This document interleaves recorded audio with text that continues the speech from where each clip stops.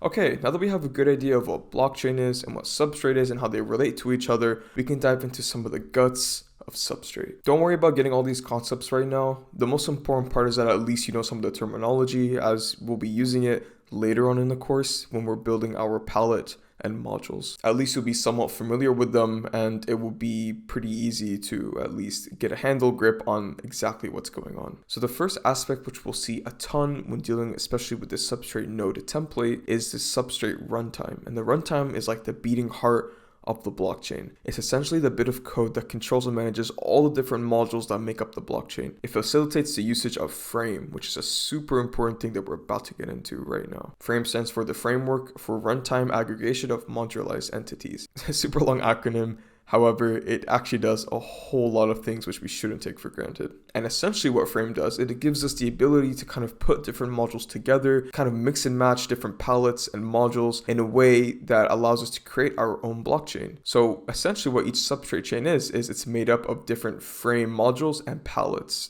Pallets are modules that contain the business logic for custom blockchain functionality, and you add those pallets to the runtime, and then the runtime manages all those pallets or modules. I use pallet and module pretty interchangeably, however, they basically mean the same thing in this context. Later on in the course, this is what we'll be doing. We'll be creating a custom pallet or module, and we'll be able to see exactly how that integrates and interacts with our very own blockchain. Each pallet handles the submission and signing of transactions in Substrate, and it also handles how we interact and store things on the blockchain as well, which leads us into Substrate Storage mechanisms. Substrate has a bunch of APIs that let us interact with the storage of a node, which is basically a database that allows us to store pretty much whatever we want. And there's different mappings and values which we can do. We can store something as simple as a basic value, or we can store something as complex as a mapping of addresses to a bunch of structures, data structures or something like that. Either way, Substrate Storage APIs are really crucial for developing new pallets and modules on the blockchain.